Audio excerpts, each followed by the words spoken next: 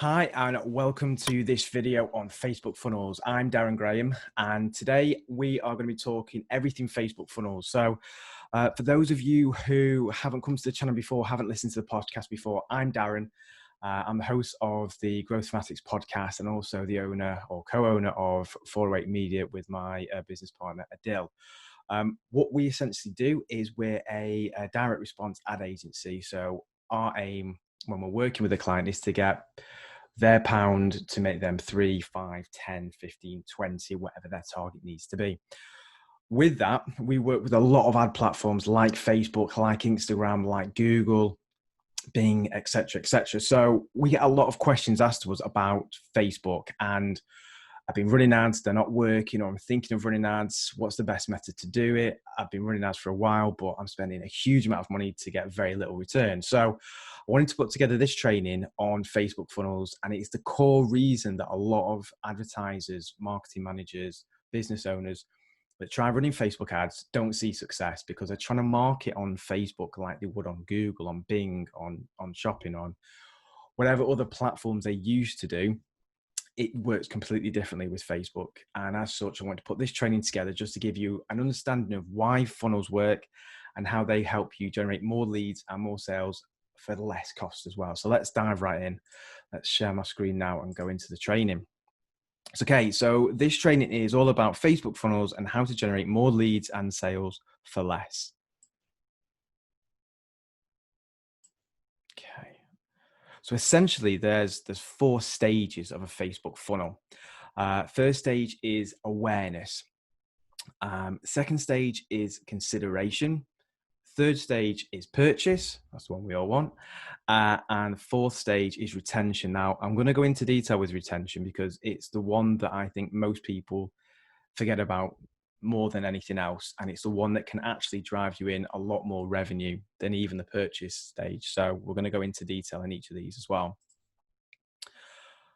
Okay, so what are the 4 stages of the funnel? How do they break down, and what kind of should we be looking to do at each point in time? So the awareness stage, now that is literally getting your brand in front of your new target audiences, new target customers. So what will happen is it's in the same way that if you were going to a networking event, you'd be going to a networking event for specific people. So if you were let's say an accountant, you'd be going to networking events to try and pick up new clients that are looking for a new accountant, a new startup, or unhappy with their current accountant and looking to switch. So you go to that networking event, but you don't know if there's going to be anyone there. You don't know if they're at the point that they're going to be able to switch. They've got the money to afford you. All you're doing is making yourself known to those people. And that's what we're doing in the awareness phase here. We're saying, hi, this is us. This is what we can do for you. If you are any stage ready to talk to us, this is where you need to come. So that's all we're doing with the awareness phase. We'll discuss some like nice little tricks and tips we can do with the awareness phase to get us a bit more leverage in the next sort of slide. So next, move on to the next stage of the funnel, and that's consideration. So what we're doing here is making potential customers understand why they would want to purchase our product or service. So this kind of delves back into having a customer avatar. And if you've not watched that video or listened to that podcast yet, I suggest you go and do it, because that's like one of the fundamentals for any kind of marketing. It's understanding who are you marketing to? What's your core customer? What are their wants and needs? What issues or pain points do they have? So what we're doing here at the consideration stage is highlighting the benefits of your product or service and how that resolves a product or a problem or a pain point in the mind of your customer. The next stage is purchase. So this is where we make the transaction happen. This isn't where they naturally just go, oh, I've seen a couple of your ads, I'm going to purchase. This is now where they more than likely are in a position to purchase, or in a frame of mind where they would feel comfortable purchasing from you. So what we need to do now is just push them over the line, and it's to take away any objections they might have and overcome all those within our ads to make the purchase happen. So they might be a price thing, it might be a trust thing, it might be that we're a new brand, it might be that a delivery time's quite long, or color, or whatever those objections are going to be. We need to overcome them in that purchase phase. And now the one that everyone seems to forget about, that's retention. So it's once they've purchased from you, what do we do then? What do we do after they've purchased from you? So we want to take them from a customer or a purchaser into a loyal customer. And we can do that with loads of different ways, which we'll dive into in the next couple of slides. So let's discuss in more detail the awareness stage. So this is the biggest part of the funnel, because this is where where we're getting people to become aware of us and kind of bringing them into our world. So what we want to do here is make your target audience aware of your brand. So we need to, let's say if you are selling products, then we need to make you aware of who you are. Are you a general store? Do you sell one product? What does that one product do? And just push ourselves out there. So it's important to have the right targeting in place here to make sure we are going out to the right people. And there might be loads of different audiences that we want to test. What we then need to do is showcase your unique selling points or USPs that help with your potential customers' key pain points. So it might be, let's say we're in, you've got a busy mum and it takes her a long time to prep food, and she wants to cook healthy meals for the family, but it takes her forever to prep the food. So what we need to do is say, well, we've got this product and it actually reduces the amount of prep time. You can feed your family really nutritious, healthy meals, but it takes a lot less time with our product than it would just using a standard knife or a peeler or whatever it is that they use. One tip I will advise in this stage is to really utilize video ads to get more reach and build up video view audiences. Now, what do I mean by that? Facebook still prefers video. The future is video. People interact and engage with video far more than they do any other type of creative on Facebook or on social, to be fair. So Facebook push, it kind of gives you a bit more push than it would just a standard image, for example. The other thing you can do with videos is you can build up views. So you can see with a lot of videos that it might have 1,000, 10,000, 1 million views. The beauty of that is when you look to show ads to these people, when you look to run ads on Facebook, you can choose a video view audience to show your ads to. So let's, as an example, say we've got a Facebook video. We're running that video to a particular audience, and we're spending money to promote that. And we get, let's say, 10,000 views on that. What we can then do is then go, right, we've now got an audience of 10,000 people that have seen my video.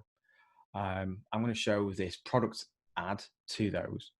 But you can split it down even further. So you can say, actually, out of those 10,000 people, I just want to show this product ad to people that watched over 50% of that of the video. Now that might take that 10,000 down to 4,000, but you've then got 4,000 people who have watched over 50% of that video and are far more engaged with you and your brand and are more likely to be interested in that product, or at least go and take a look at that product, than the people that just watched 3 seconds of it. So you can start playing around with that, and it gives you a bit more flexibility as well with your ads.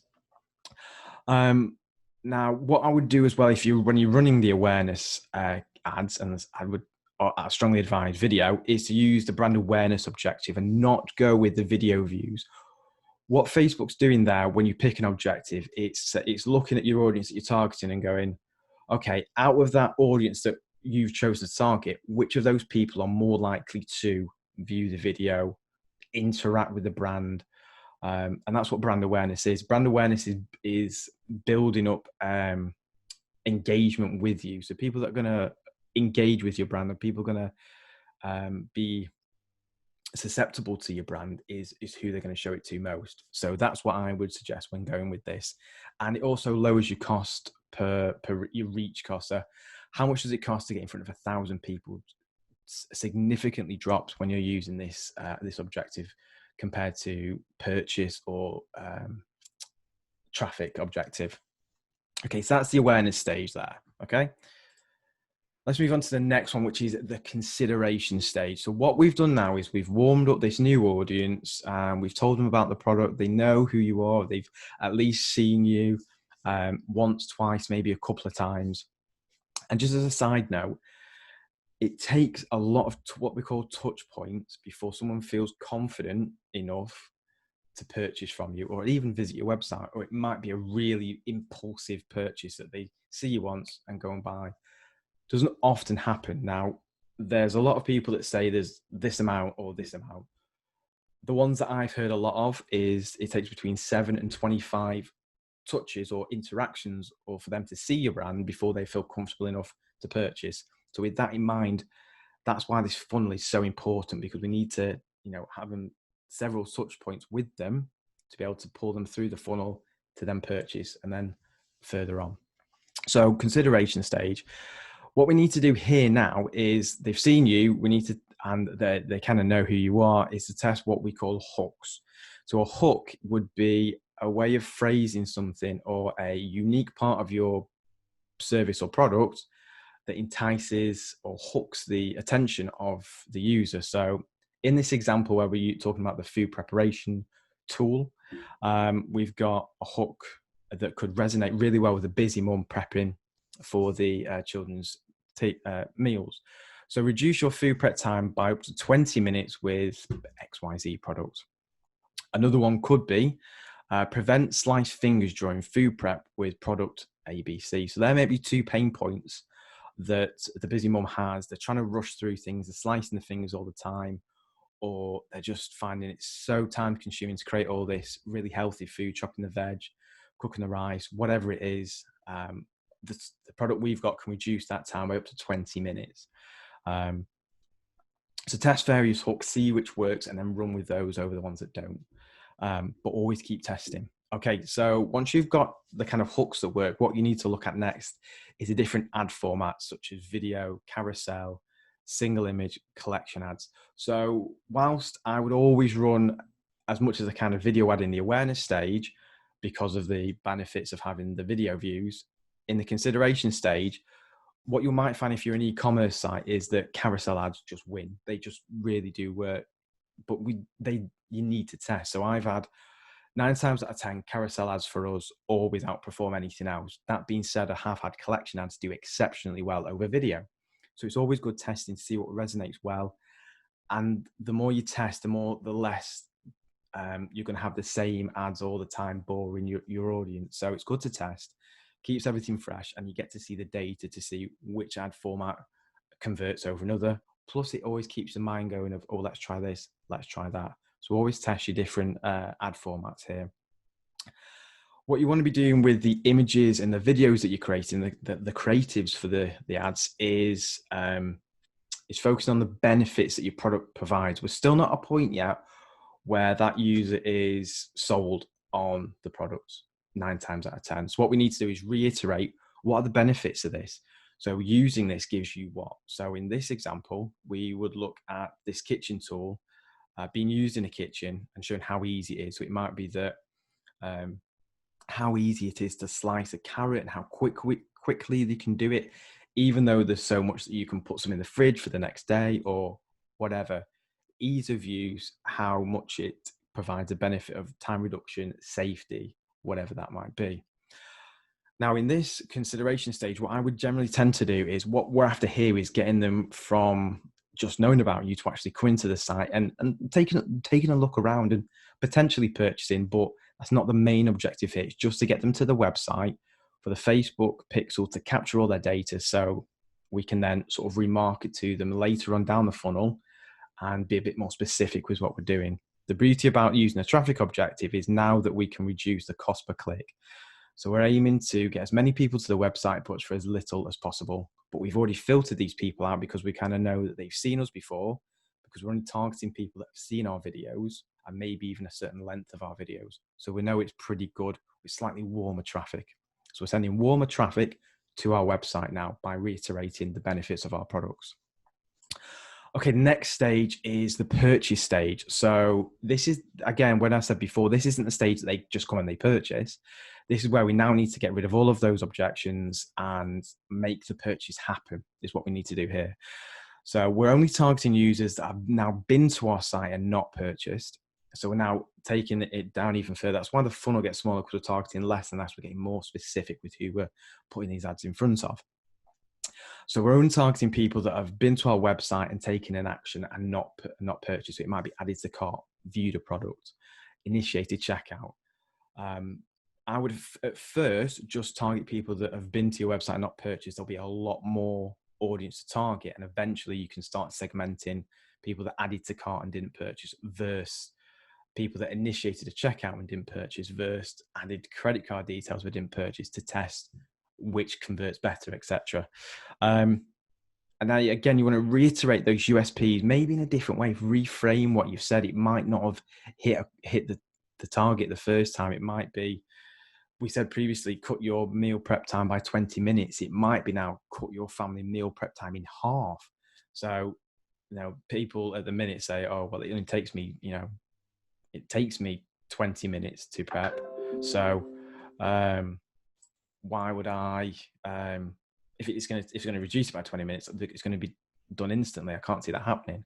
So maybe it's reduced it by half. So if it was taking them 20 minutes, it's now going to take them 10 minutes. So it might be a bit more realistic. Maybe the initial claim was a bit too bold.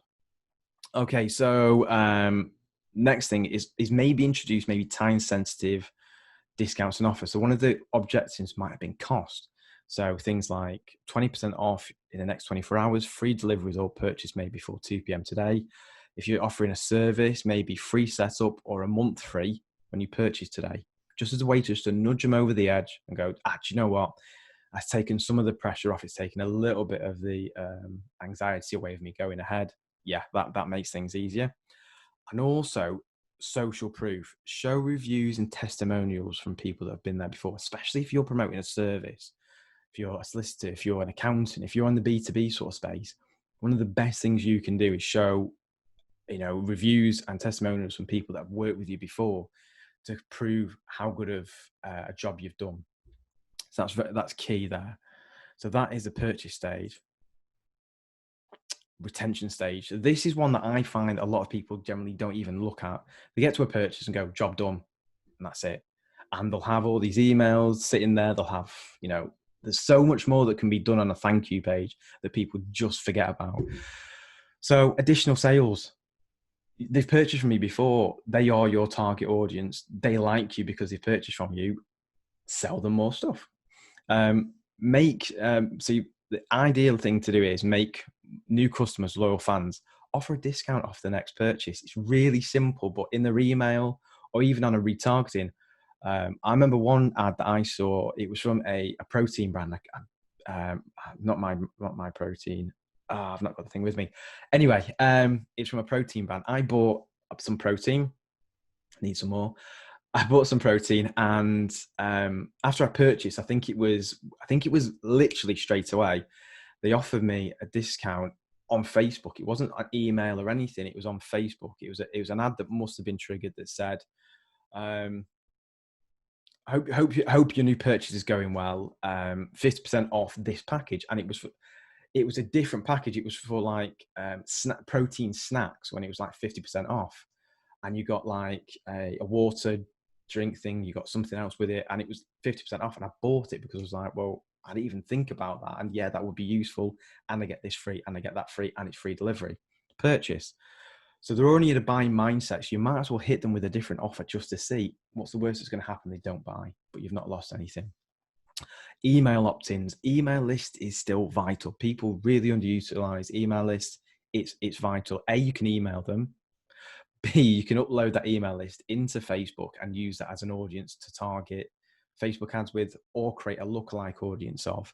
So it's super important to get those email opt-ins. And again, you could drop them an email to say, sign up for new products or services and exclusive offers.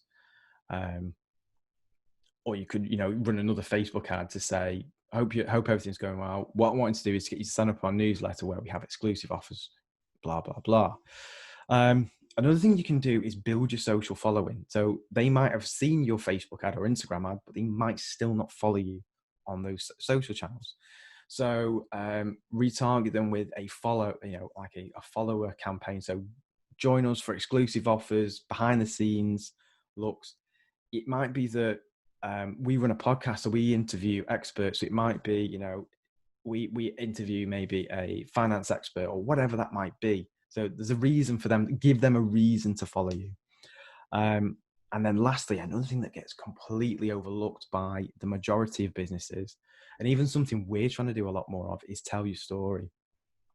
People do business, and it's a tried and tested saying, but people do business with people that they know, like, and they trust. So build that story. And the reason I buy certain products or certain brands is because I like them. I'm bought into their story. I'm bought into who they are. And you will resonate with them. Your story will resonate with them. So why did you begin? What's the mission of the brand? What's the mission of your products? What's your future goals? Like for us, our story was the reason we set up 408 Media is because we had a really huge goal of being the best ads agency, period, in the UK.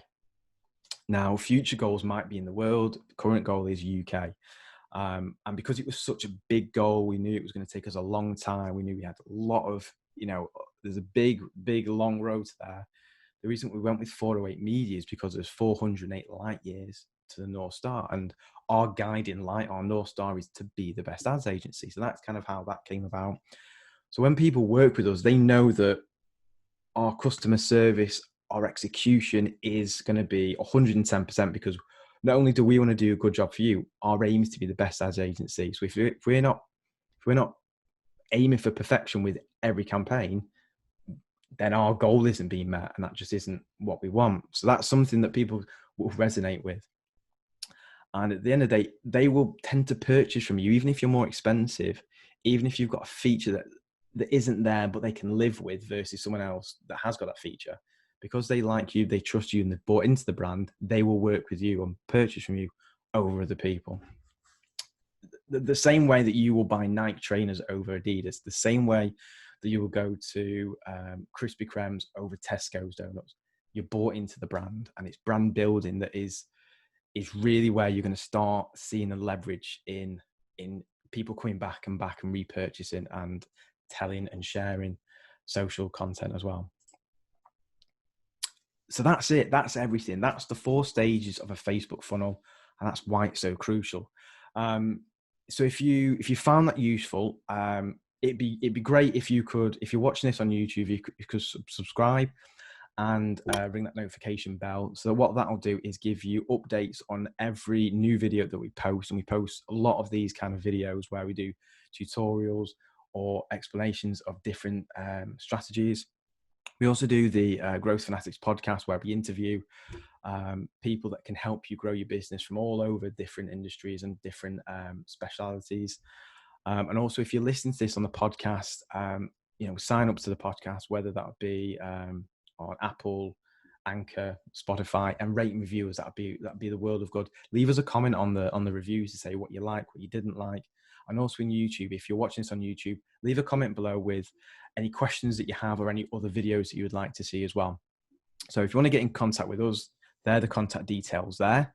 But for now, I hope you've enjoyed listening and watching to this, and hope you have a good day and a good rest of the week.